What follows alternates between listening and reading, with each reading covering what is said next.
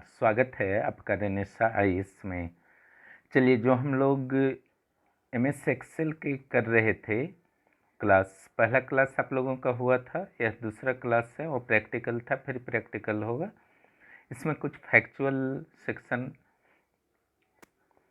को मैं दे रहा हूँ, उसे ध्यान से आप लोग देखिए। दूसरा क्लास है एमएस एक्सेल का।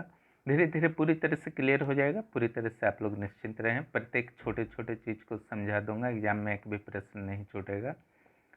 तो इलेक्ट्रॉनिक स्प्रेडशीट भी इसे कहा जाता है एक्सेल को। हालांकि स्प्रेडशीट कई प्रकार के होते हैं, उसी में से एक एक्सेल भी है।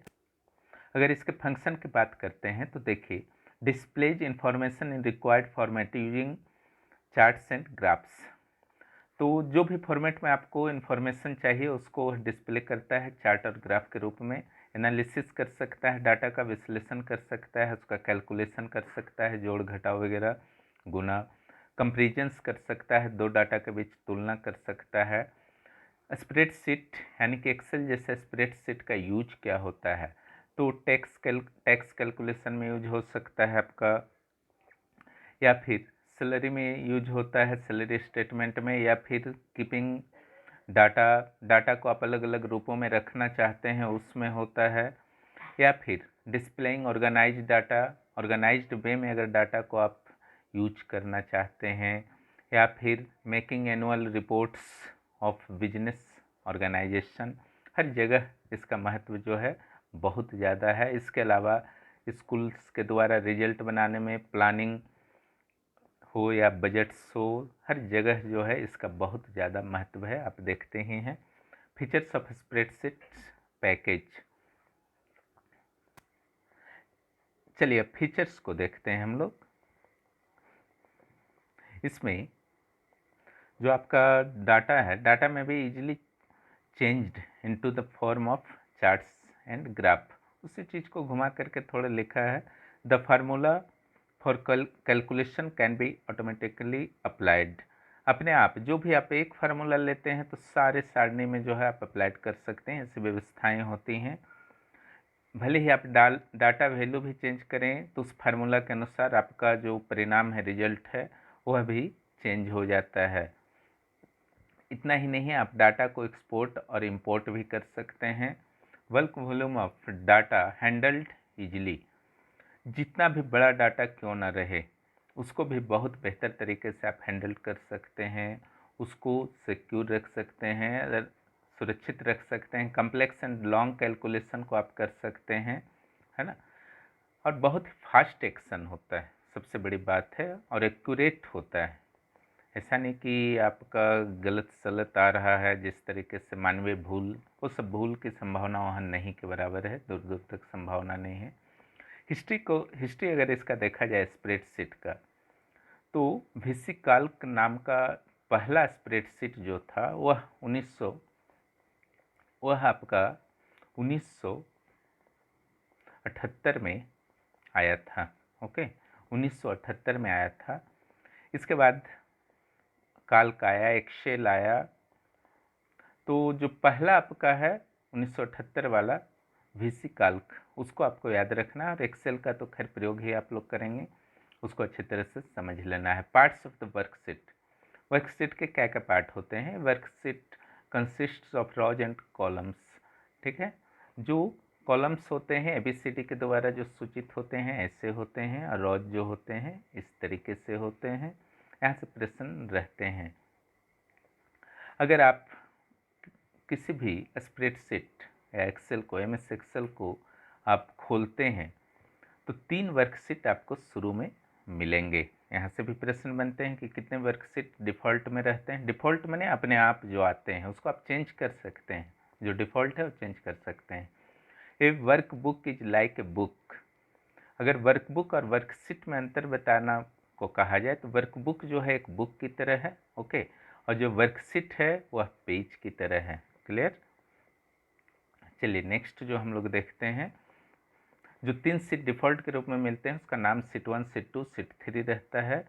देखिए, जो आपका विंडोज दिखेगा एक्सेल का, उसमें इस जगह सीट का नाम आपको दिखेगा। ओके, उसके बाद यहाँ पर कुछ हल्की फुल्की जानकारी मैंने दी है, ज़्यादा नहीं दिया है। यहाँ कंट्रोल बटन है और सबसे ऊपर जो है वो टाइटल बार कहा जाता है, टाइटल बार कहा जाता है। ये देखिए, इसको टाइटल बार कहा जाता है, ये सेक्शन को, है ना, इस सेक्शन को टाइटल बार कहा जाता है। उसके नीचे जो आपका है ये फार्मूला बार है, जहाँ एफ लिखा हुआ है। और उसके बाद जब आप देखेंगे तो ABCD जो आप देख रहे हैं, है ना, एक कॉलम का हेडिंग है, इसी से कॉलम नीचे की ओर आपका ABCD उसका नाम होता है। और इधर जो देख रहे हैं 1 2 3 4, ये रो का हेडिंग है। क्लियर हो गया, है ना। और नीचे जो आपका होता है, एक दो और समझ लीजिए। यहाँ पर देखिए एक क्लोज बटन को, जो इस तरीके से दिख रहा है, वो क्लोज बटन को दिखा रहा है। ऊपर तो टाइटल बार मैंने बताया ही। ये माइनस जो है मिनिमाइज है, और ये जो स्क्वायर के रूप में देख रहे हैं वह मैक्सिमाइज को सूचित करता है। और ये जो आप देखते हैं ये वर्टिकल स्क्रॉल बार है। इसको जब आप स्क्रॉल करेंगे यहाँ पर बटन ले जा करके, तो फिर स्प्रेडशीट नीचे की ओर जाना शुरू करेगा। और ये जो है हॉरिजॉन्टल स्क्रॉल बार है, इसको जब आप स्क्रॉल करेंगे, है ना, इस ओर ले जाएंगे तो वर्कशीट जो है इस ओर जाना शुरू हो जाएगा। तो रोज क्या हो गया, कॉलम क्या हो गया, आप अच्छी तरीके से समझ चुके हैं। उसके बाद इन दोनों के बीच हम लोग थोड़ा सा डिफरेंस कर लेते हैं, जिससे पूरा क्लियर हो जाएगा रोज और एंड कॉलम के बीच में। रोज जो होता है हॉरिजॉन्टल बॉक्सेस होता है, ये वर्टिकल बॉक्सेस होता है। ये 10,48,576 होता है, ये 16,384 होता है ना। इसकी संख्या कितनी होती है, 16,384 रोज होते हैं। ये एकदम बहुत ही इम्पोर्टेंट है, दोनों की संख्या जो है बहुत ही इम्पोर्टेंट है। फर्स्ट रो में आपका जो शुरुआत होता है वह 1 से शुरुआत होता है, और फर्स्ट कॉलम की शुरुआत जो होती है वह A से होता है। और लास्ट रो जो होता है वह 10,48,576 होता है। लास्ट कॉलम जो होता है उसमें क्या लिखा हुआ होता है, XFD। इट मीन्स 16,384 नंबर का जो आपका कॉलम है उसमें XFD लिखा जाता है। और जो सेल बनते हैं, इसको समझने का प्रयास करें। इधर से आपका एक रो मान लीजिए कि B आया है, सॉरी 5 आया है, और इधर से एक कॉलम जो है आपका B आया है ना। तो जहाँ पर इंटरसेक्शन होगा दोनों का, क्लियर, वही होगा एक सेल। पहले आपको B लिखना है कॉलम का नाम, फिर आपका रो का नाम लिखना है, इस तरीके से B5। क्लियर,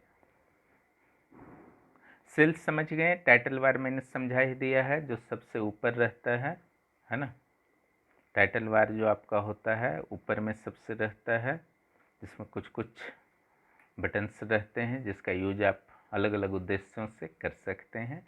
यह जारी रहेगा आपका क्लास। वीडियो देखने के लिए बहुत बहुत धन्यवाद। फिर मिलते हैं अगले क्लास में।